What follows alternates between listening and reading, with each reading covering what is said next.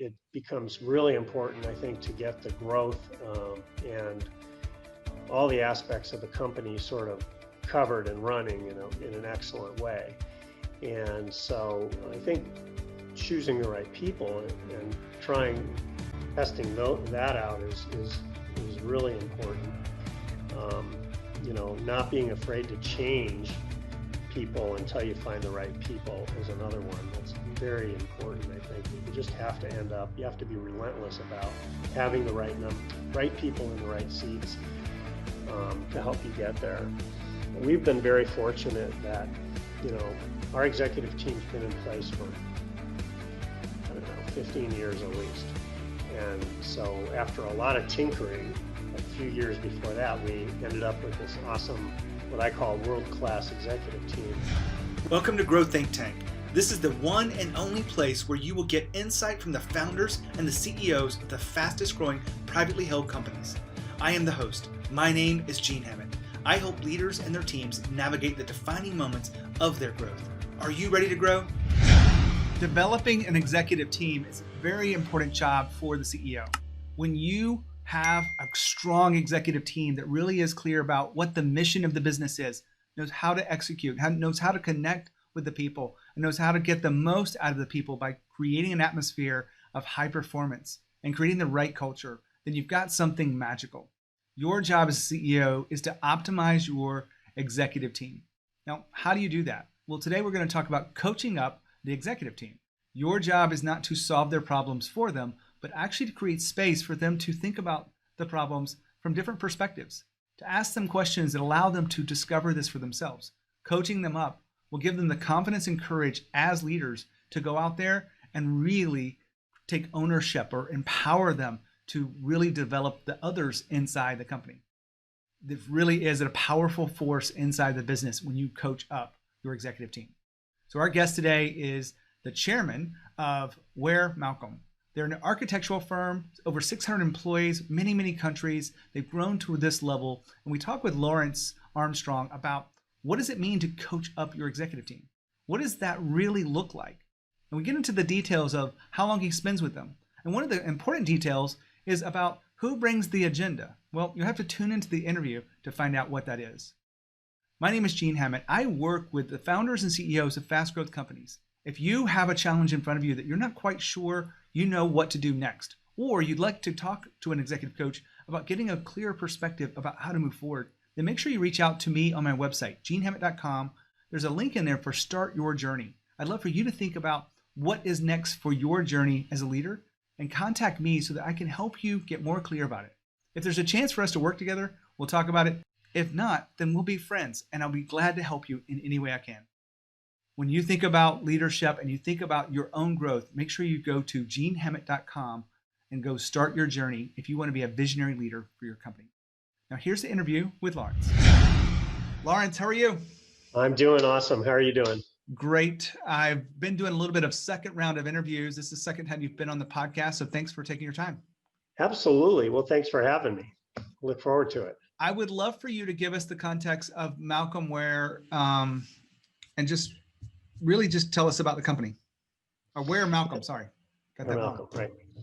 So, we are an international architecture, interior design, civil engineering and branding company based here in Irvine, California. And we have 23 offices across North America, basically. And, we've grown over time from a regional Southern California company into, what we are now. And over 600 employees, that's still accurate? Yes, over 600 employees, right?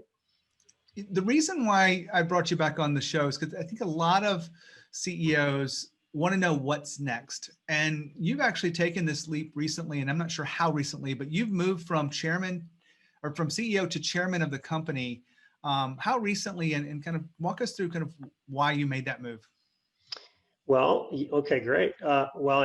We transitioned basically January 1st of this year. So we're almost a year into this now, which is great. The reason to do it was time to transition the company. I was ready. I felt like my team was ready behind me to take over. And and they definitely were. They definitely are, and they're doing an awesome job. And so I'm in that transition role right now, and really enjoying sort of the new role of advising versus running the company every day. Well, before we cut on the recording here, we talked about the theme for the show, which is really about coaching up your executive team. But you were kind of talking about one of the big choices that happens when you're building an executive team, which one of the options is let's go hire some really experienced, smart people, or let's build them up. Walk me through kind of that, which process you see has worked for you. Yeah, so well, in our case, I would say it's a combination of both. With the sort of the overriding goal is when you understand and set out your vision for where you want to take the company, what the goals are, what the culture is, what you're trying to accomplish, and then to get there, in a company like ours, like any company, the team's the most important thing. And so you have to assemble a team that you believe can execute on the goals and help define them in the first place. And so over time, I think we've found a good mix of, bringing people up through the company and giving them opportunities for promotions and to grow their career with what they're, in the direction they're passionate about. Or hiring senior people with experience that maybe don't quite get our culture quite yet, but definitely understand the business and the competency of leadership and what they're trying to do. And so then, it's a combination of learning skill and experience versus having the experience, but learning our culture and learning to fit in and support the sort of the program. So when you think about that, having both has worked for you.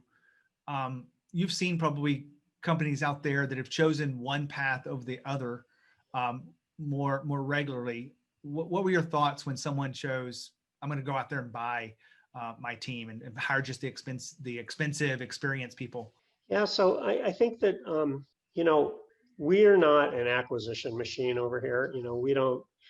We've done some, and we've done some acquisitions. I think we've done 5, and there's challenges no matter what you do, right? And so we've always preferred to promote from within because that's our culture here. That's what worked. I mean, that's what happened to me. It's what happened to my partner. It's what happened to people right behind me, coming up. And a lot of that has gone on, and it's worked for us, and it's been great. Sometimes we don't have the right people on the bench, at the right time when we need to go into a new market. So we have to either hire that in or we do an acquisition to get that. And, I mean, anyone that's done an acquisition can tell you, I mean, those aren't always the smoothest thing because you're trying to meld two cultures and employees don't like change. So sometimes employees with the company you're buying don't always hang around. They leave because it's different and they don't want different. And depending on the wants and needs of the seller, they may leave or they may hang around for a while and be part of the solution, or they may hang around for a while and not like the changes. So there's all kinds of things that go on. And those are good they've been great learning experiences for us as we grow. So it's been this cool combination of bringing people up through the company, having some senior people or mid-career people come into the company and meld in with the culture. And I always say, when we hire a senior person, if they come in and they're open and they want to understand our culture and our goals and our vision, they usually do pretty well. If they come in and they say, well, I'm experienced and I'm just going to do what I've always done in a different company, that usually doesn't go. And that doesn't usually work out, and they don't usually end up being here. So, that's been our experience, and it's fine. That's how that part of the process. You have to find the right people to put on your team. These are sort of long-standing, good to great sort of concepts, right? And Jack Welch concepts, building your leadership team. So well, let me transition into the reason why we really came here is to talk about, you saw your role as chairman of the company as an advisor to the current executive team. the CEO and I think those around him supporting him. And you said the words, the best way I have been able to do that is to coach them up. So what exactly is coaching up your executive team look like?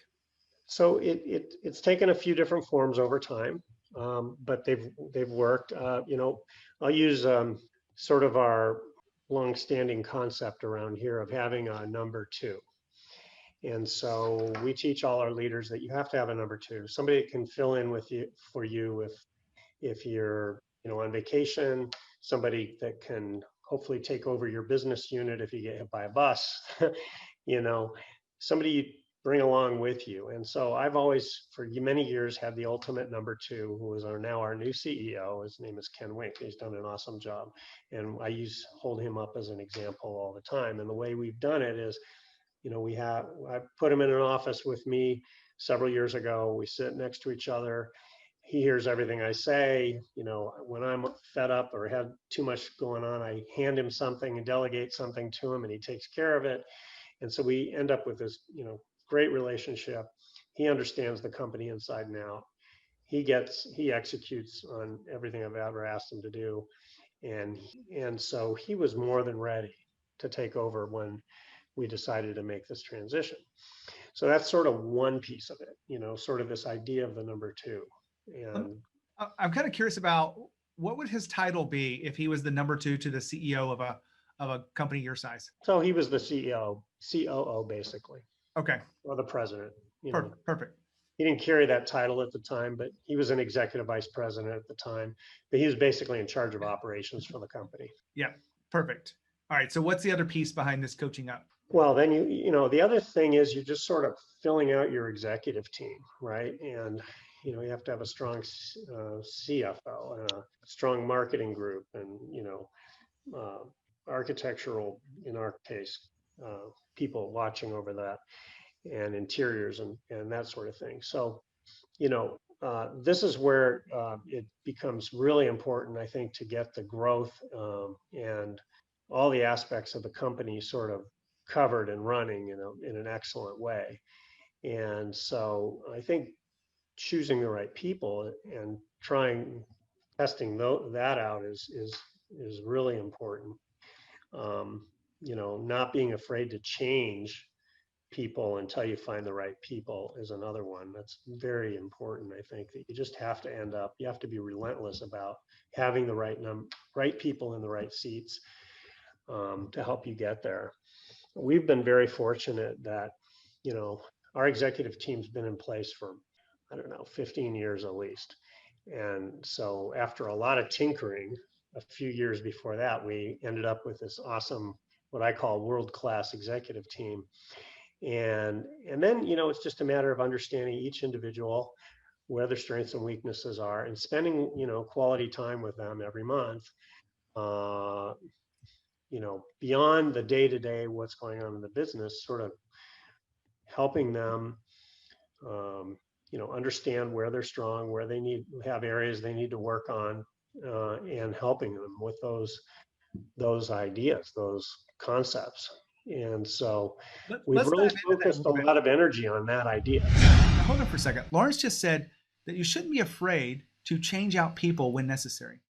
Now, what does he mean by that? Well, what I've seen in my journey of working with executives and their teams is sometimes the people that got you to a certain point aren't the people to take you to that next milestone. For example, I've had a lot of companies that are going from 1 million to 10 million. Well, it takes different set of skills, different set of leadership to manage that kind of team. And so sometimes you have to know when to let go of people, and you have to have the courage to have the conversations. If they can't be coached up, you've got to coach them out. Now, I say this because I care about your business and I care about those people. If you take the perspective that you're hurting them, what if you actually look at this differently and said, what if you're freeing them up to go be where they're supposed to be because they've run their course where they are now? Instead of looking at the negative side, you look at the positive side for them. Just a little bit of word of insight here in this episode. Back to Lawrence. Let's dive into that because I want to make sure it's really clear for you, because I think this is not just a chairman role. I actually see that coaching up your executive team is really a CEO role too. Would you agree to that, or did you see it differently? No, 100%. I mean, most of the time that I did what I was saying, I was the CEO, right? And so it is a CEO role for sure. I have you on here because you've been through this, not just for a year, but you've been doing this for many years. You said once a month. Is that about the frequency of a schedule call? How long are those calls? Yeah, so depending on the person, half hour and an hour. Okay. It can happen more frequently if something comes up, but that's generally what we do, just to get some space. The way I coach is I usually give assignments in between. It's like, okay, go work on this, try this, come back in a month, let's talk about it, let's check in over the next couple of months on how you're doing on this issue. So that's kind of how I do it. Do they bring you their challenge, or do you observe this and say that, this is something I think you need to work on? Do you do both? Well, mostly it's the first one. Usually when I'm mentoring or coaching someone, I ask them to set the agenda. It's like, tell me what you're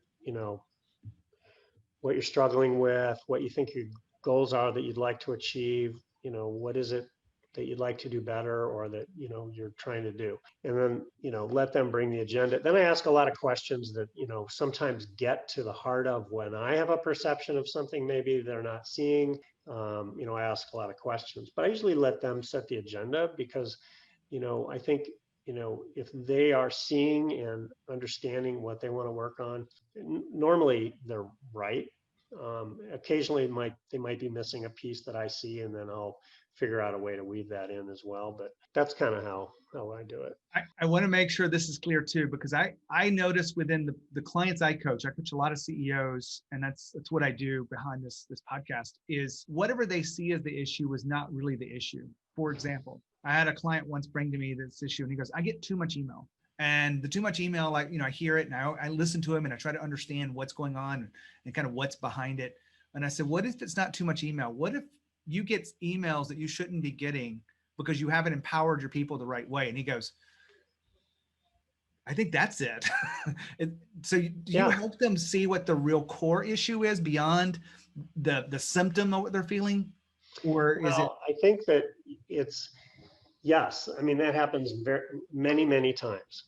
And, sometimes though, I mean, it depends on the person. They're pretty self-aware sometimes, and they get it, and they want to understand how to break through a roadblock. Other times they're talking about sort of the end result rather than the symptom that caused it. And then we help navigate around that by just talking about it. What I've found over time is so many of these issues that come up are very prototype. I mean, you see them over and over and over again. And a big one is just delegation, understanding how to delegate and empower, just like you were just saying. That's a big one. And it's kind of a prototype, kind of an issue. I think a lot of people go through it. And, the reason I think they go through it is because, whatever profession you're in, you're doing your job. You went to school for X, in my case, an architect, and you become good at it. And then you get promoted into some management or leadership position, and you find out that's a different job that you don't have refined skills to do, and you didn't go to school for that, right? And so a lot of times you have to learn a lot of these kinds of things, and you have to learn that people don't work just like you do. People aren't motivated just like you are, and you have to understand how to work with different people, and delegation and empowerment is a big one. That's an art and a science, and people need guidance in understanding how to do that, and that becomes a very common issue. Now hold on for a second. Lawrence just talked about delegation, and one of the things I've seen that people get wrong in this whole idea of delegation is they try to delegate to someone a task, and they want to show them how to do it. Well, some employees need to know how to do it, maybe the early stage of their careers, and maybe it's something they've never done before. But eventually you want to make sure that you're not always telling them how to do it. You want to make sure that you're signaling to them that you trust them, and you don't delegate the task, you delegate the direction. You delegate where we're going. You delegate the goal, not how you get there, because you want them to figure out the process. You want them to figure out the challenges along the way. and really have the grit to figure out how to get to the place where you're really trying to be. Because the idea of how to do it from your perspective may not be actually the best way to get there. You may want to figure out how they can do it, and maybe they collaborate with others to figure out an even more elegant, more graceful way to get to where you really want to be, which is really the best thing for the overall company. So, and this 2 cents here is sometimes you don't delegate the task, you delegate the direction. And I've written an article about this for Inc. magazine, but this is just a little bit of insight for you here as you tune into this episode. Now back to Lawrence. I want to give you just a chance to express your ideas on delegation, because I have my own thoughts. But what is the one thing that you see is people are getting wrong with delegation, and what do you need to do differently? Yeah, so like so many subjects, it's about a balance, right? I was taught super early in my working life, and I've repeated it many times. Delegation is not abdication, right? So some people think, oh, well, I delegated that to him, that person, and it didn't go very well. They didn't do it right. I go, well, okay, did you just abdicate that? I mean, did you just hand it to him and not check in? You have to check in, you have to guide, you have to help. So there's this fine line where you give people the empowerment not to be copied on every email and every little thing that goes on, but you still check in and understand what's going on, and help them. And I think that, over time, I've gotten pretty good at that, for whatever reason. I think our people have gotten really good. I mean, people in this company are, empowerment is a big deal in our culture. We've made that a huge thing. And I think people have kind of adapted to that idea. But again, every time we get a new leader coming up that gets promoted, it's something they have to learn. If you're listening to this on your iPhone, I'd love for you to check out our YouTube channel. We put some content on there that you don't get anywhere else. Just go to genehammett.com/YouTube. You can subscribe to make sure you don't miss an episode. All right, so I want to wrap up this series of conversation around you specifically as a coach. Now, I don't think you have to go get coach training, but I'm kind of curious. When you started coaching more people in your leadership roles, probably even before you became CEO, did you seek out some kind of resources, or did you read books, or did you do anything specifically that would help you with the coaching skills? Well, I was in a vestige group for many years, and that helped me a lot with all kinds of subjects, not just this. But I think I do believe I have a natural ability for this. But I guess the main thing is I've really relied on understanding business, really studying business, being a student of businesses, studying businesses that are not related to our profession, just great businesses, reading business books, promoting business books around the leadership of our company. We've all in our company now read, I don't know how many, but a lot of business books. We have 3 or 4 that are sort of the stellar baseline for everything we do. And then we've, read a lot of other ones together that have helped us refine different systems. So I would say the books have been really great, for me. My curious mind has to ask, what are those 3 books that you hold up high? Okay, well, like I said before, and this wasn't a book, it was just reading a lot about Jack Welch and the way he built a leadership academy at GE. And that, of all the great things he did at GE, I'd say that was really one of the great things he did. He really built a great leadership culture and academy there at GE. And so I tried to learn a lot from how he did. And so he's written, he wrote a couple books, and I read a couple of those.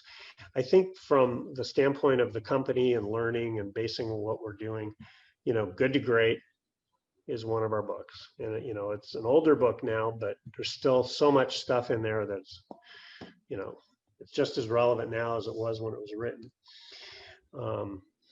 Another one is Blue Ocean Strategy. That's a great book. It helps us be strategic in how we compete or how we create space where we don't compete. It's really been fantastic for our company. And then the last one's a little different, but it's been really great in terms of an attitude, which is Freakonomics. And, that one's just it resonates in our culture because we don't do things the way other people do. We don't believe things happen for the, sort of the way people may think. You got to look deeper and be a little skeptical of the way things happen and why. And that book is awesome and has just sort of guided a little bit of an attitude in our company, which has been great. Well, Lawrence, I really appreciate you being here, share your wisdom with us on leadership and coaching up that executive team. So thank you. Absolutely. Great to see you. Thanks. Well, this wraps up another fantastic episode of Growth Think Tank, where we have been talking to a leader about this time coaching up your executive team and learning the skills of that. One word of advice I would say to you as a leader is it's not always solving their problem, but it's learning to ask the question that allows them to see the problem for themselves, allows them to really understand what their next step is. If you tell them what their next step is, typically they come back to you for the next step. And so if you want to understand your coaching skills as a CEO, make sure you check out some of the free resources we have on the website, genehammett.com. If you want to have a conversation about creating that plan for yourself, you can schedule time with me. It's absolutely free. Go ahead and do that. Start your journey is what you're looking for on my website. As always, lead with courage. We'll see you next time.